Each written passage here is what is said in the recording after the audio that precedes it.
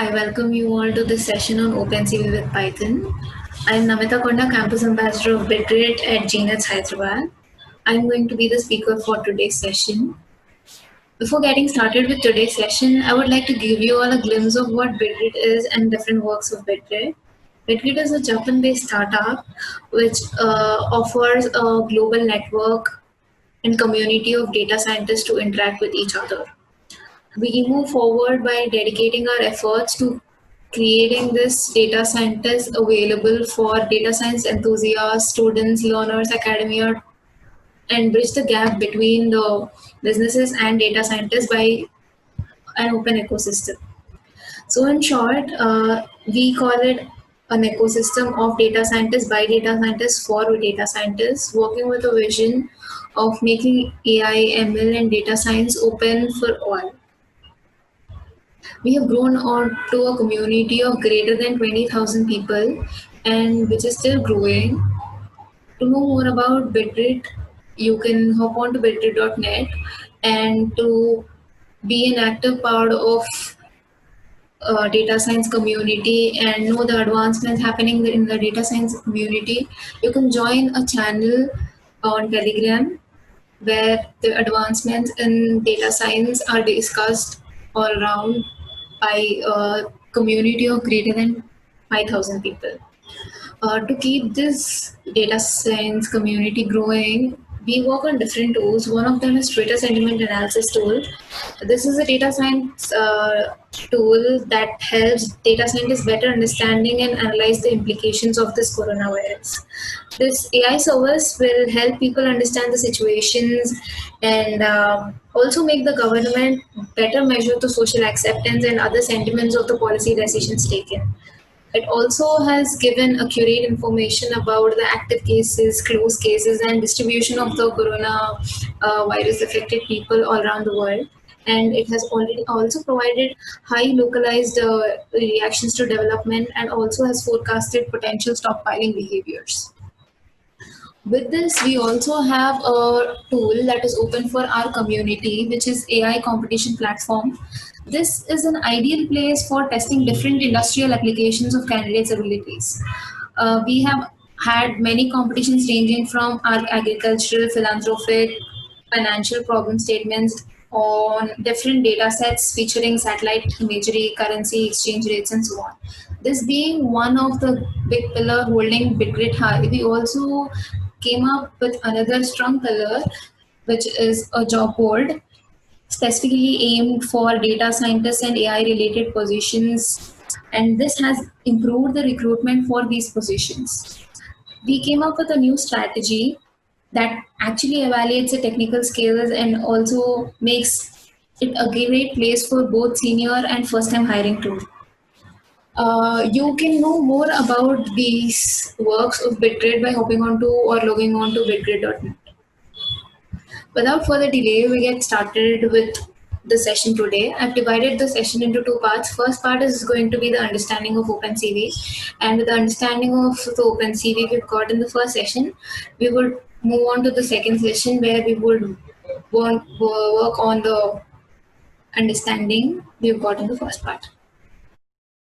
Face recognition unlocking system in many smartphones is one of the applications of OpenCV. And we have also seen many cameras detecting our faces and guessing our gender and age with high accuracy. That is also one of the applications that we use daily. Can I add to it? Yes, yes. Even I think even on Facebook that's been used, right? Yes, tagging for tagging. Yeah. And also in the editing, video editing. Namita, can you raise your voice? Okay, yes, sure. Now am I audible? Is the voice clear and louder now? Yes. Okay. So we've been using it in the applications that need photo editing and video editing too. So I want to keep the understanding OpenCV by answering 4 questions. First, what is OpenCV? Second question is for what is it used? Third question, where is it used? And fourth question, how is it used? I think these four questions can get us an outline or understanding of working with the OpenCV to start with. Well, let me answer the question, what is OpenCV? As I told, CV is computer vision, but we as humans have got this ability to see and perceive things naturally, and it takes very less amount of time to understand what we are seeing, the objects in our scene. And that process of analyzing the vision for our brain is a very simple task. But when it comes to machines, this learning and the process becomes complicated. We have to parse the image to detect objects, extract features, classify images, and this involves multiple and complex steps. So this computer vision is a library, OpenCV is a library of these programming functions, this which will make this real-time computer vision easy. So simply speaking, it is a library for image processing. So what is an image? Image is an artifact that depicts visual perception. Understanding it more deeply, or defining an image, it is a two-dimensional matrix, or 3D in case of a colored image, which is defined by the mathematical function along the spatial coordinates of x and y, right? So at any point on that spatial coordinates on the 2D plane, the value that describes how bright that point is or what color it should be is a pixel. So we can call or define pixel as the smallest unit of digital image or graphic building unit of an image that combined together can help us see an image or a video or text or anything that is visible on a computer display. Having understood what is OpenCV, what is image, let's try to answer the second question. And our second question is, for what is it used? Let's answer this question by understanding the capabilities of OpenCV. This OpenCV, as I said, is a open source library, is a software library with image processing functions. And it has a modular structure with several shared and static libraries. And some of the very important libraries that we generally use for basic image processing are Core. Core is a library or a module that has basic structures and algorithms. IMG-PROC is another module which gives us the functions of image processing algorithms. We have Calib 3D for camera calibration and 3D reconstructions. We have GPU for GPU accelerated algorithms. We have ML also for machine learning classes that use statistical classification or regression or clustering of data. We have Features 2D as a module that will help us in detecting features, descriptors, and so on. So with these modules available, the capabilities of OpenCV range from image processing to object detection to pose estimation to depth maps and many more. So we have understood for what can this be used and for what is it being used. Now let's answer the question, where is it used? To answer this question, I want to talk about the applications of OpenCV. It has got its wide range of applications in almost all tech domains and non-tech domains too. One of the very most important application has been medical image analysis. Blood clot and brain tumor was the journey where this medical image analysis, OpenCV in medical image analysis started. But recently, AI models were using OpenCV to detect the characteristic manifestations of COVID-19 in the CT scans of lungs, and they could identify a person affected from these CT scans in less than 6 seconds. So that's the OpenCV's capability, and that's where it is plunging into. Another important application is Street View image stitching, which is used to solve the problem of field of view limitation. We often have multiple CC cameras, but the stitching or the understanding of how they are connected to each other is often a tough task. So this application of OpenCV can generate wide field of view image or videos from multiple overlapping images, and it has its applications in various fields of sports broadcasting, video surveillance, entertainment, and so on. Automated inspection and surveillance is also one of the domains where we need OpenCV or a computer to do that task, because it is often a monotonous task and tiring task for a person to monitor or examine or assess something. So we can leverage to this OpenCV's capabilities or a machine's ability to adapt quickly and easily to the surfaces and monitor continuously with high precision and accuracy can be given to the job of all of these can be given to a machine, so that it can be monitored remotely and can be programmed and can be made to adapt based on very small changes in the algorithms or programs we design. One more domain where the application of OpenCV is becoming a big thing is automation. Uh, Robot and driverless car navigation.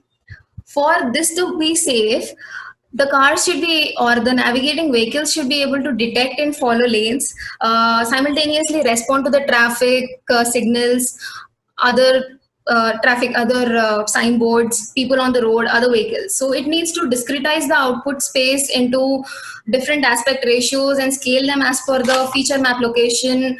And this is highly CPU intensive task, but this has to be done with high accuracy and precision in evaluating and understanding the vision, and this is all made possible by OpenCV.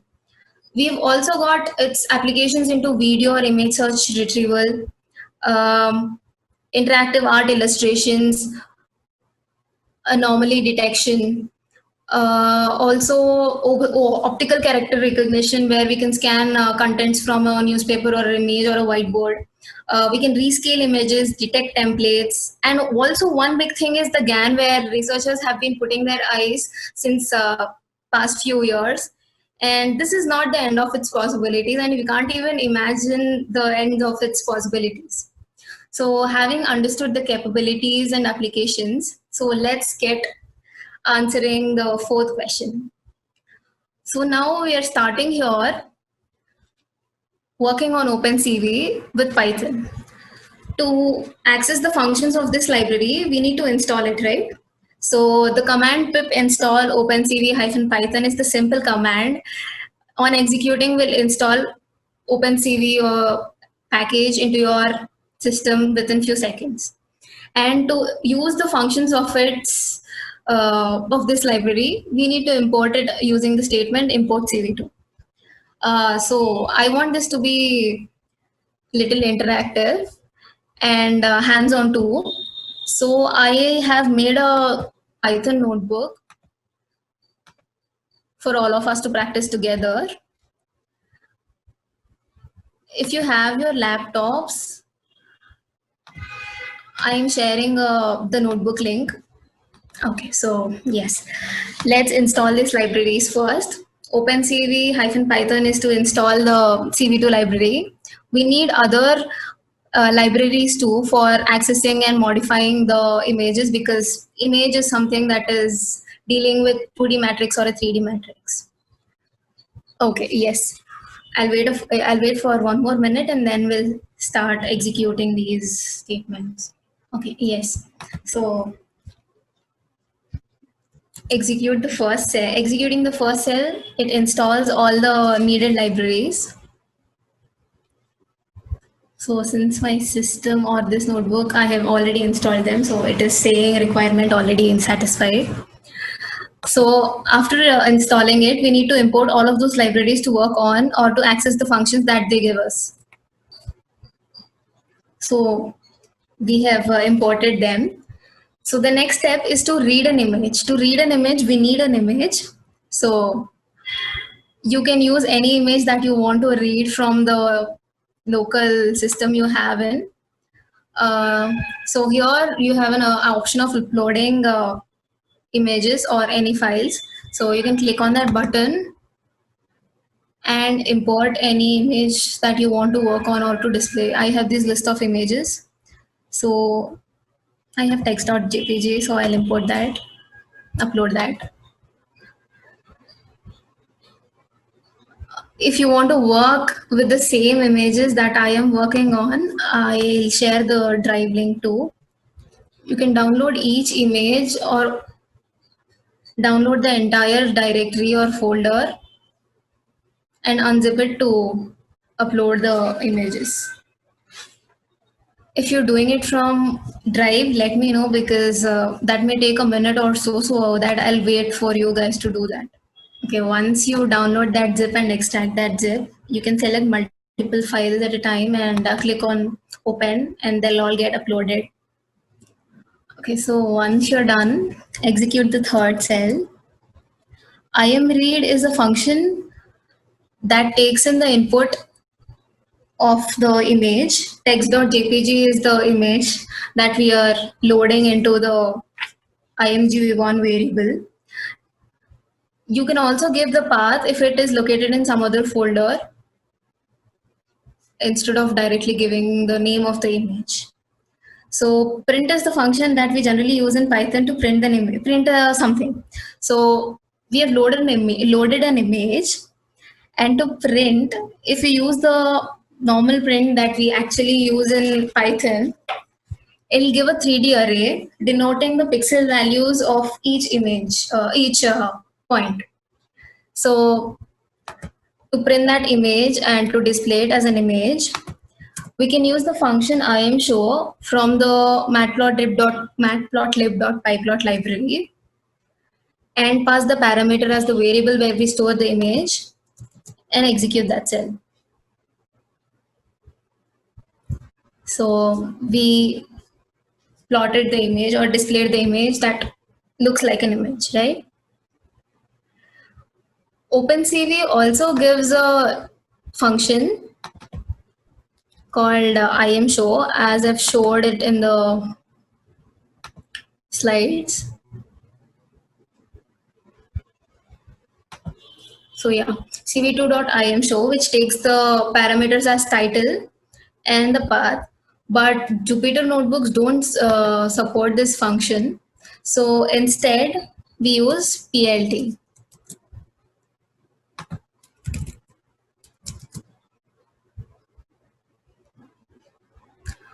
To understand the dimensions of an image, we can access the shape by calling the function shape.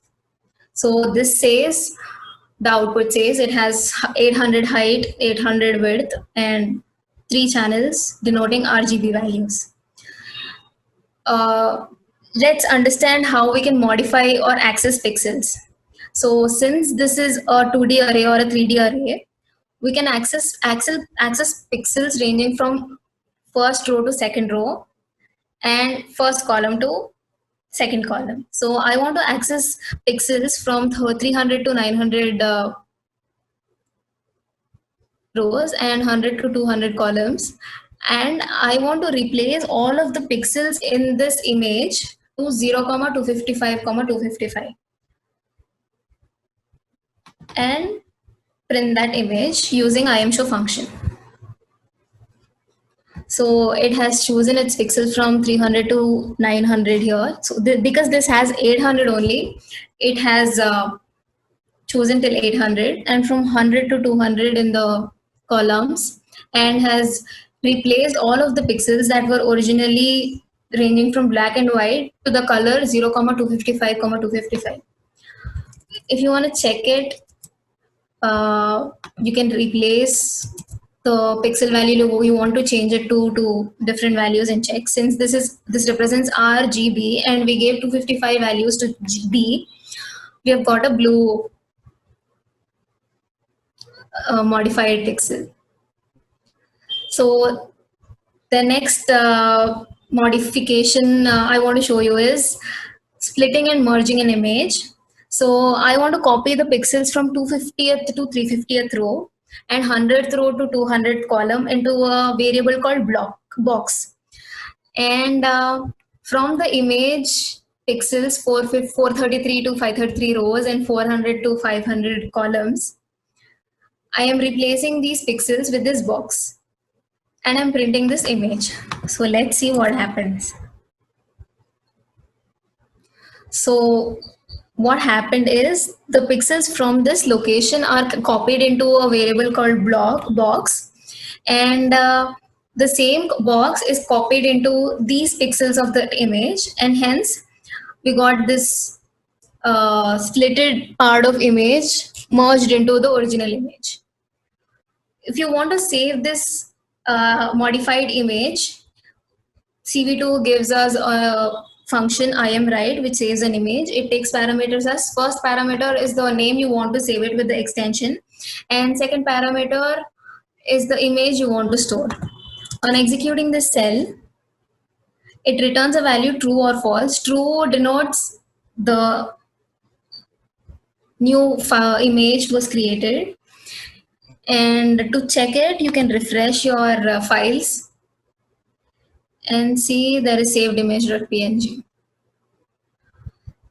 We have seen how to access and modify pixels. We also have a option to pad the image. So here I'm reading logo.png. So make sure you have uploaded logo.png file in the folders, in the files you've uploaded into this notebook. So I am reading logo.png using the function imread and storing it in the image in the variable img1.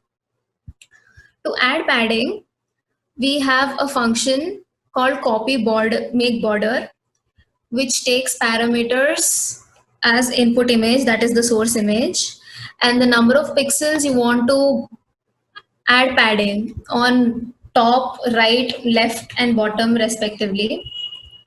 And the last parameter is the flag that differentiates how you want to add the padding. So reflect is will add the reflection of the pixels.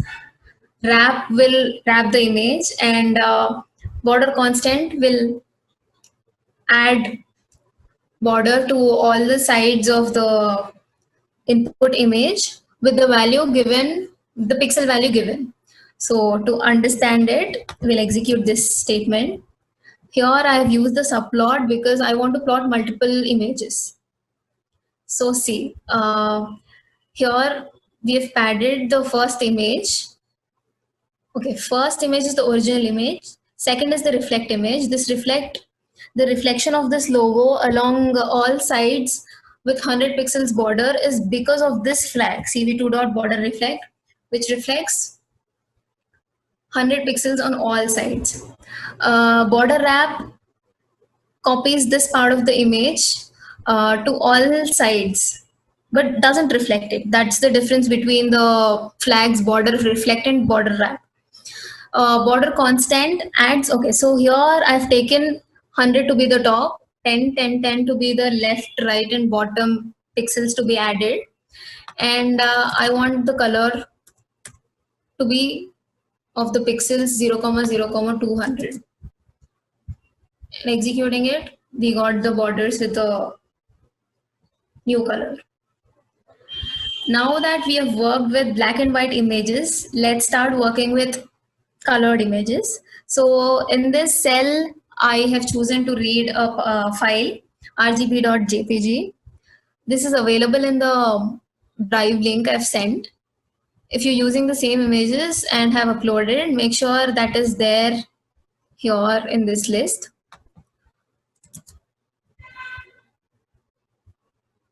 So yes, this is the image. If you see the original image, we see that it is very much quite different from the original image and the image we have the output as. So this is because of the RGB and BRG channels. OpenCV reads images in DGR format because when it was first being developed, this was the standard format for many image software providers and camera manufacturers. Then the red channel was considered the least one, and that is the reason they listed it last. But as the technology is advanced, the standard has changed and most of the image softwares are using the RGB format. So we have only CV2 library that is reading things as, or reading the pixels as BGR format, and that is the reason there is a change in the output images and the original image. So what can we do to make it look like the original image? We have something called convert color that helps us change the color spaces of an image. So we have BGR initially and we want to convert it into RGB. So CV2 gives us with a function called CVT color, which means convert color. It takes the input as the variable where we store the image, and the second as a flag that denotes to from which color space to which color space you want to convert. And the output of it is stored in the variable img underscore RGB. And after you plot it, or that is after you execute it, we see that it is same as the original image. That means CV2 reads in BGR format, and other libraries read it in RGB format. So to understand the same thing more clearly, I've taken 3 channels BGR. The image name is bgr.png. So the original image points blue to the blue channel, green to green channel, and red to the red channel. But here when we executed this statement, we see blue channel, the text blue is pointing to red. The text green is pointing to green color. The text red is pointing to blue. So that means BGR and RGB is the configuration difference that is making the library to print this. We can split these channels through the function called cv2.split. In the next cell, you can see the function split. It takes in the input of the image that you want to split. And to print that image, we can use imshow function. Here, I choose to print R channel of that image. So this is the red channel, and all of the pixels in that red channel are given the highest value. That means 255. 255 denotes white, and hence we can see the white. If we print the blue channel, we see that the blue channel has become white. That means all the pixels in that channel denote 255. So that's how you can split the image into 3 different channels. So we have something called image copy. This can help us to store multiple copies of each image and process each of them separately. img is a variable where we have stored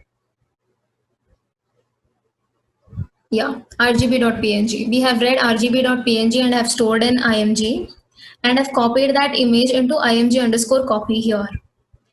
OpenCV also gives us abilities to draw polygons, rectangles, circles, and also to put text. So I have here given an example of drawing a rectangle. This drawing rectangle function given by OpenCV is rectangle, cv2.rectangle, which takes the input as source, first input parameter as source. Point 1 denotes the point where the rectangle should start. Point 2 denotes where the rectangle should end.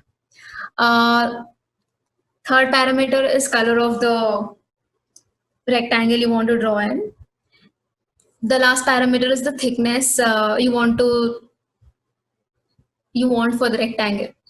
So plotting it, we get the output as this. We can also put text on this image using the function put text, which takes the parameters as source image, the text you want to put, the point where the text should start, the style of the font, the scale of the font, color of the font, and the thickness of the font. So here we can see the word text appearing in the color we have chosen with the font styles we have chosen.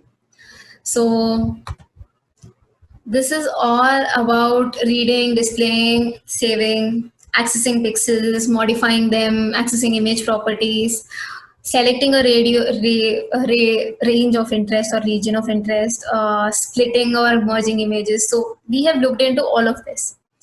So let's understand the next most important part, image processing.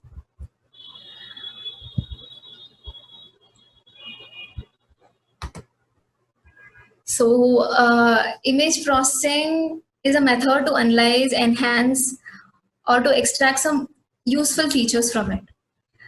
This processing is a preparation phase where we make the image ready to get the output or to expect a desirable result we want to get it. In this processing stage, we might train an image or we might convert an image to make it feasible or readable to understand or contours, remove noise, detect edges, detect contours with high accuracy. And this is very important step because we remove the noises and control the intensity of the pixels. Uh, Generally, there are few steps that are followed in the basic steps that are followed for image processing. They include changing color spaces, smoothing images, image thresholding, uh, morphological transformations, contours finding, convex hull, and convexity defects. Let's understand each of them separately. So changing color spaces, there are around 150 color space conversions we can do with this OpenCV library. But most important of these are grayscale conversions and HSV conversions. We convert it into grayscale because we reduce the three-channeled image to one-channel image in grayscale conversion. So hence we reduce the dimension and also decrease model complexity. And for also many algorithms like thresholding or morphological transformations, it will need an input of grayscale. So for other algorithms to work, we would need grayscale images. HSV becomes important color space to work on because it can work with variable or varying illumination, and it can be used to detect colors, and it also will help in better thresholding and masking. So we've already explored this changing color spaces by converting the image from BGR to RGB, and we'll now convert it into HSV and grayscale. Now you can navigate to this notebook and execute this cell. So nemo-dory.jpg is the image I'm reading here. If you're using any other image that you have uploaded from your computer, please replace the name. Or if you're using the images that I have sent in the Google Drive link, make sure that is in the list. So using the imread function, we have read this image and have stored in img. So we need to convert it into grayscale. For converting it to different color space, we have a function CVT color, which takes input parameters as img, that is the input image that we want to convert it into different color space.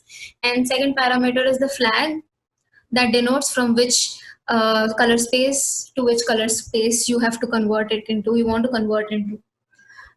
To plot it, we have imshow function that takes input as the image that we want to print and the color space map.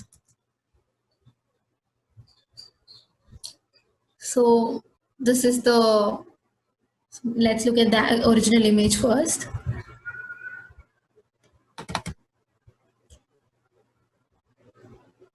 Yeah, this is the original colored image. We converted it into grayscale. I have told you that the dimension of the image changes when we convert it into, or decreases when we convert it into grayscale. So let's check the shape of the image. See, initially when we check the shape of a black and white image, the text image initially, which was not converted into grayscale, we have got the output as 800, 800, 3, 3 representing three channels denoting RGB. But after we converted it into grayscale, we see the output having only the height and width of the image. Hence, we have reduced the shape and can work with this. There is another flag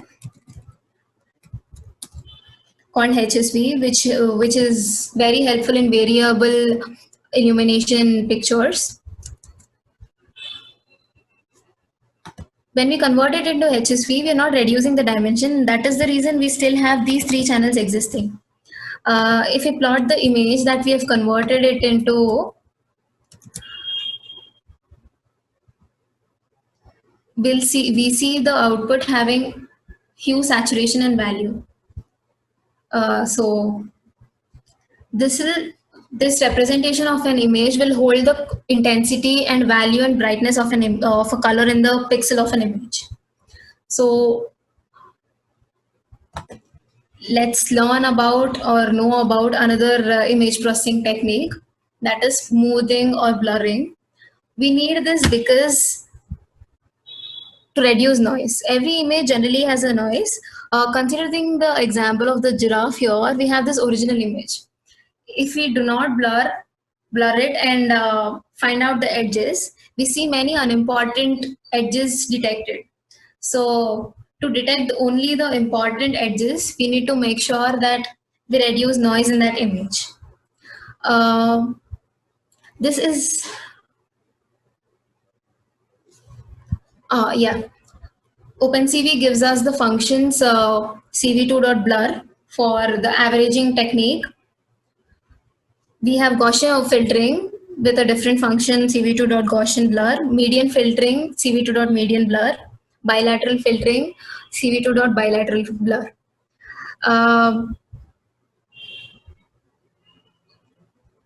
We have to make sure that okay, so if we apply edge detection algorithm after we blur an image or smooth an image, we may lose out the edges also. So we have to make sure that we blur it such that we don't lose the data. We have to be careful to apply this algorithm with perfect kernel size that we convolve through the image so that we don't lose the edges or the important features from the image.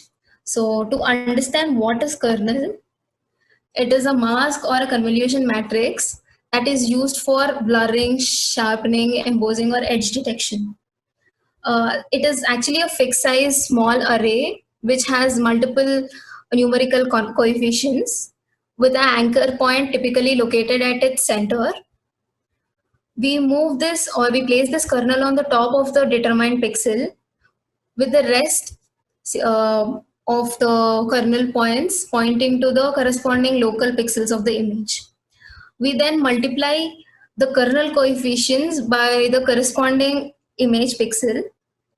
We take all of those values, sum them up, and place the result of that sum on the location of the anchor on the output image. If you've not understood it, so we have chosen a kernel size of 3 by 3 and placed it on a 7 by 7 matrix of input source image. So this 0 is the anchor point which is at the center of this kernel, and we fix this kernel center to some pixel on the original image, and the corresponding local neighborhood will also point to the neighborhood pixels of this anchor point.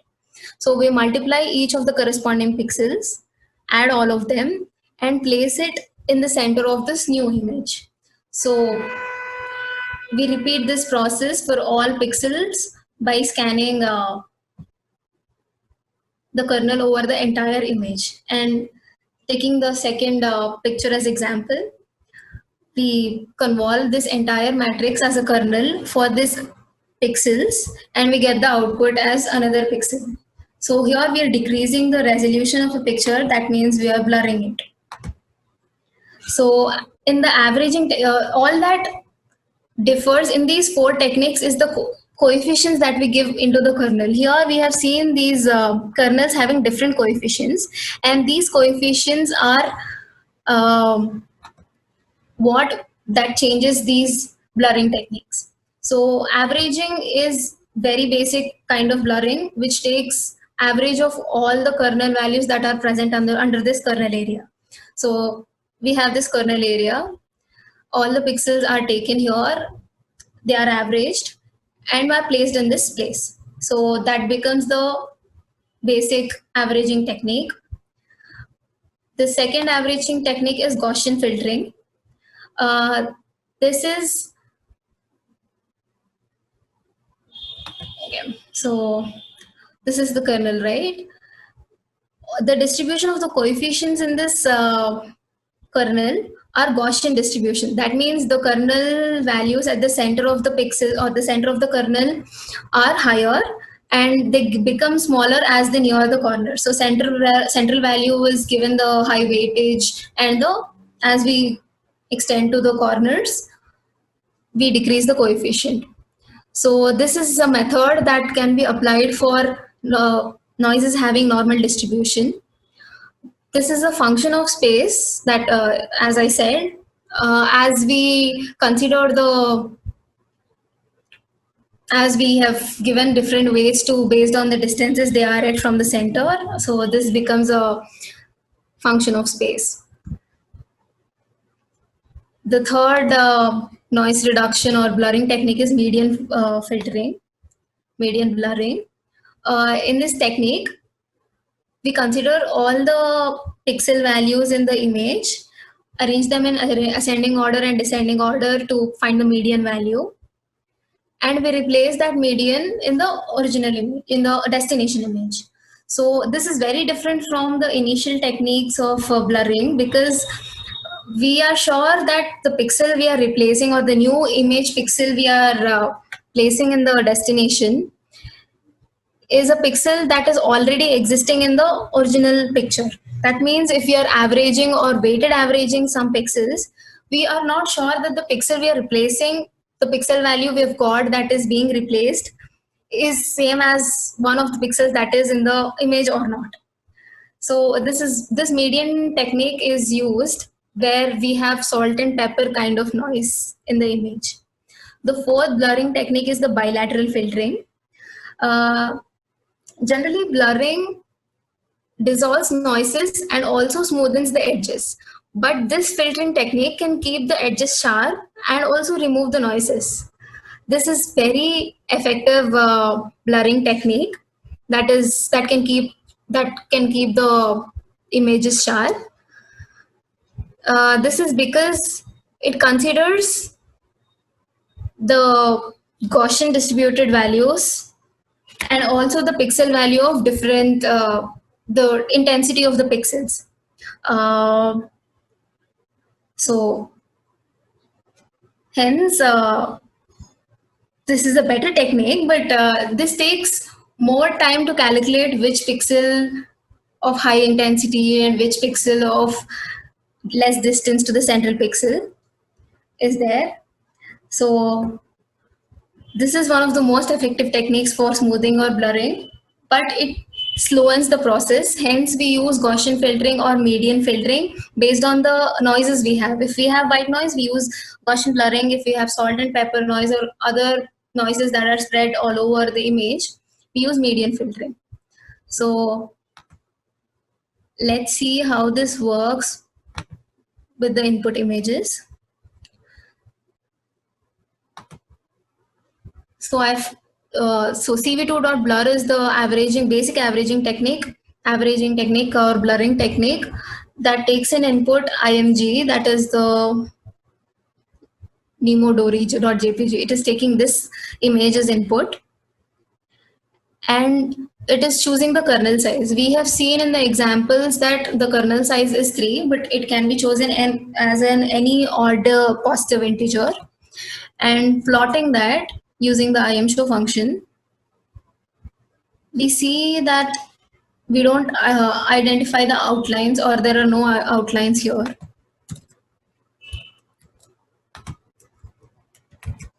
On reducing this kernel size, we got a little better version of this image with edges. On decreasing it more, we have got more discrete contours and edges. So understanding this, analyzing this, as the kernel size increases, the blurring also increases. So this is why I've told you we have to be careful on choosing the kernel size. So this code just represents range different values of kernels I've chosen, and to show that as the kernel size increases, the amount of blurring or the smoothing happening also increases. Now we have seen 4 blurring techniques: averaging, Gaussian, median, and bilateral filtering. We'll plot all of them simultaneously taking same kernel size.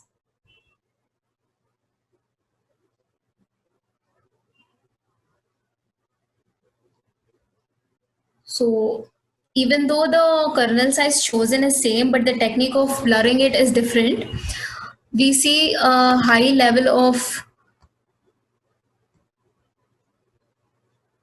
content features visible in the 4th bilateral. Here, this is because we have considered the intensity of the pixel and the distance at which the high intensity pixel is there from the center of the kernel.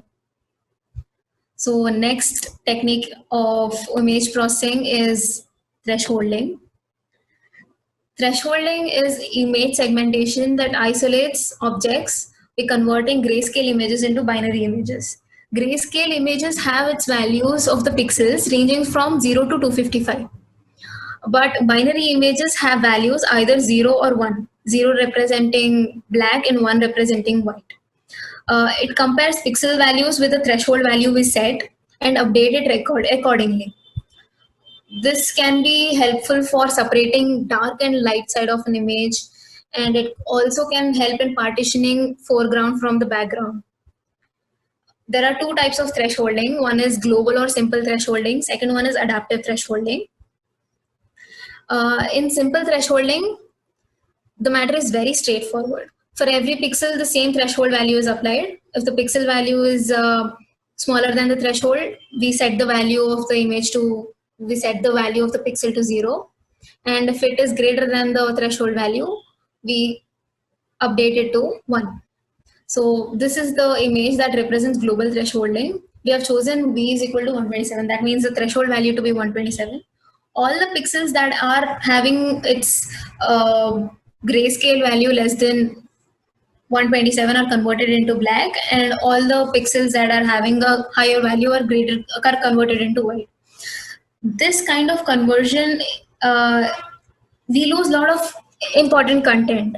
So we use other technique called adaptive technique, where based on we can use it for images having different lighting conditions in different areas. Like we have this original image of Sudoku. This adaptive thresholding determines the threshold for a pixel based on the region around it. If we consider this pixel here, the small pixel, based on the intensity of the pixels that are around that pixel, the threshold value for that place will be set. And hence, we will be able to set different thresholds for different lighting conditions, and hence accurately can process it without losing much data. In adaptive, we can either use mean or Gaussian as a flag. This mean takes the mean of the neighborhood, the pixels that are considered. Gaussian takes the weighted average of the pixels of the neighborhood pixels.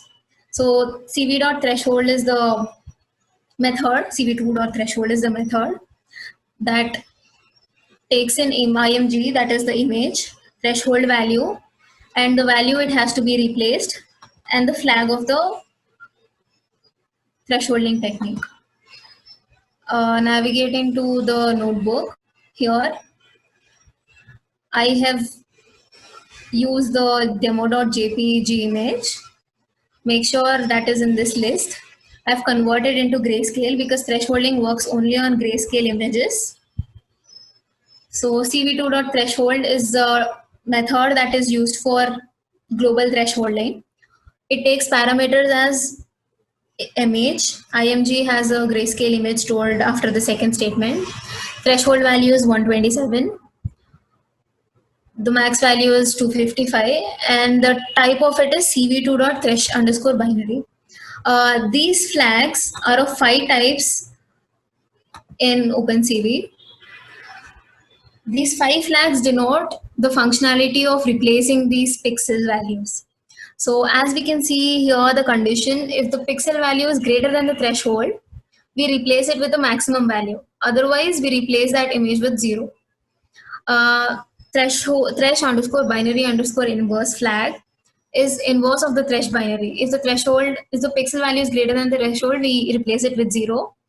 And otherwise, we replace it with the maximum value. Thresh to 0 is another flag where the conditions satisfying greater than threshold, we remain the pixel to be as it is. Otherwise, we replace it with 0. We have similarly the inversion of it. And thresh truncate is another flag. If the threshold value or the pixel value is greater than, if the pixel value is greater than the threshold, we replace it with the threshold. Otherwise, we remain it to be as it is. So considering this gradient as the original image and applying the thresholding technique to the same image with different flags, we see outputs as these. Similarly, working on this demo.jpg image, first we have applied global thresholding, then adaptive thresholding with threshold set as mean, adaptive thresholding with threshold set as weighted average. On plotting these, this is the global thresholding, this is the mean thresholding, and this is the Gaussian adaptive thresholding. So here you can see that the features or the image processing has been done better way. So this can be used for contour detection or edges detection. The thresholding becomes a very important image processing technique. Another important image processing technique is morphological transformations. These are performed on the binary images. That means we get these binary images after thresholding. These morphological transformations take in 2 inputs. One input is the original image and second is the kernel size. And this kernel size plays a very important role, like in the case of blurring, to decide the nature of operation. There are 2 basic morphological transformations. One is erosion and dilation, and the combinations of it can be used to apply variants like opening, closing, and gradienting. So erosion is a technique that is similar to soil erosion. It erodes the boundaries of foreground object. That means we make an object thin or the boundaries thin. Considering this example, this is the original image, original binary image with having a pixel values zeros or ones. If we erode it with a kernel size of 3 by 3, there are only these 9 pixels that have all ones. All the other there are no 3 by 3 other matrices having all values of 1, so it replaces all of them by 0. The other technique, dilation, is opposite of erosion. Here, even if one of the pixel values is 1, we change the entire pixels that are coming under the kernel to 1. Here we see many of the pixels that can fit into a kernel having at least 1, and hence this dilation has thickened this and closed these binary 0 pixels to 1 pixel. On dilating this, we get an outline. On the erosion output of the original image, if we dilate it, we can see only this part being highlighted. So we generally use the erosion followed by dilation or dilation or followed by erosion based on the interests of our application. So navigating to the notebook here, text3.jpg is the image I'm reading here. Make sure that is in this list here. First, I have to convert it into grayscale, and then I can erode it. So let's look at the original image. I said eroding is like erosion, and it thins the boundaries. So these are more thicker than this output.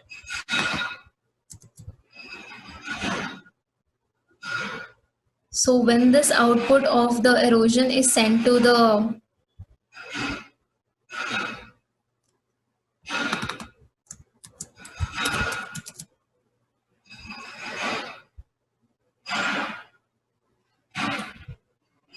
dilating it, it again thickens those boundaries. If we increase the kernel size, we observe that the way the pixel spread also increases.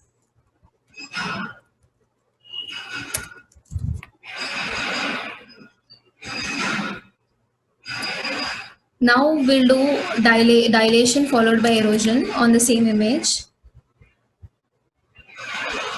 So this is the original image. On dilating it, we can see that the borders or the white pixels thickening. On eroding the same image, we see that there is thinning of the outlines.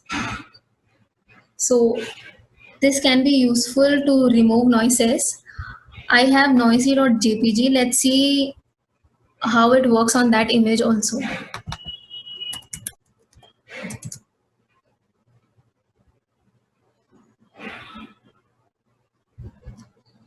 Let us look at the original image.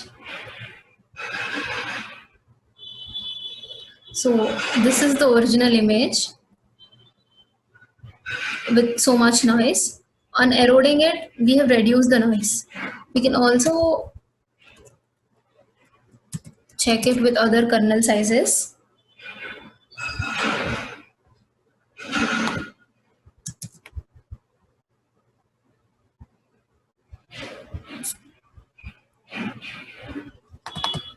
Similarly, we can check that for dilation followed by erosion too.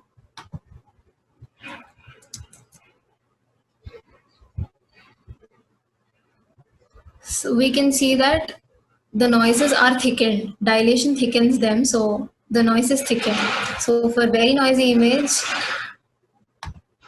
if you are dilating it, it thickens them, and even if we erode them, they can't be removed. So that is it with these morphological transformations. The next image processing technique is finding the contours. Contours can be defined as the lines joining boundaries that have same color or the intensity. This contours can help in shape analysis, finding the size of the object or to detect an object. Contours are the shapes of the objects. We can see contours also to count the number of objects in an image or to categorize them based on the shapes or the sizes. OpenCV gives us with a function find contour that extracts the contours based on the mode and the flag given. This mode is dependent on the hierarchy. So let's understand what hierarchy is. Considering the image here, in an image, there can be multiple overlapping objects that can be contoured or found by these image processing techniques. The relation between these found out contours can be stored as a relation, as a parent-child relation. We have different modes called external, list, and tree.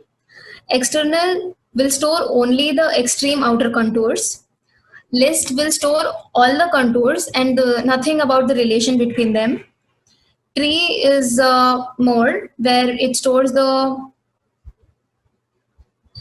full hierarchy of this nested hierarchy, full nested contours. So here in the contours, find contours method, we specify the modes as one of these ret external or ret list or ret trip. And the third input it takes is the flag that denotes the contour approximation method. Here in this image, we see the contours as the boundaries of the shape that have the same intensity. But do we need to store all those points or all those pixel points to draw this boundary? No, right? If it is a straight line and we store the first starting point and the ending point, then we can directly draw a line. So to specify what parts of it should be stored, we specify this flag. Chain approx none is a method that stores only the starting and ending points of a vertical or a horizontal or a diagonal line. But if you want to store every pixel, chain approx simple does this by storing all the redundant points and unnecessary data. So let's see how contours can be drawn on an image. I've taken the input as text3.jpg. I've converted into grayscale and I found out the maximum value of that grayscale image. And based on the maximum value, I have chosen the threshold value, found the contours. I've set the mode to red tree, which stores the hierarchy of all the parent and childs of the nested contours, and chain approx simple to store all the points that are corresponding to the contours. I can change it to other method, other flag chain approx none, which will give the same output, but the amount of data that it stores decreases. This draw contours is the function that is drawing these red lines. IMG copy has this image. Contours is taken from the output of the find contours method. If we want to draw all the contours that are on the image, that are in the image, we set it to a negative value. And the color with which I want to draw this contours and the thickness of it are taken as the inputs or parameters for this draw contours function. So this is how the draw functions and the find contours functions work.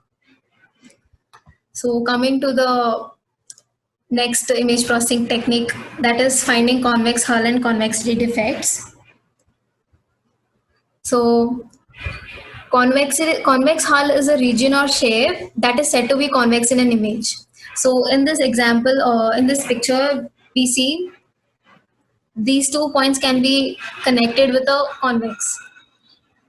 These 2 points can also be connected with a convex, and all the points that can be connected, all the boundaries or all the contours that can be connected to form a convex is said to be a convex hull. The applications of it include collision detection or avoidance. It can be also used for shape analysis.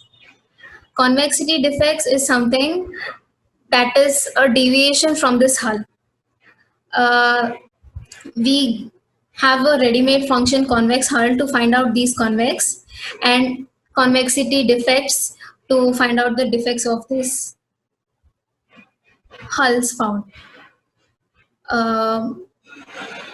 In this notebook, we can look into the drawing of the convex hulls, and yes, drawing of the convex hull.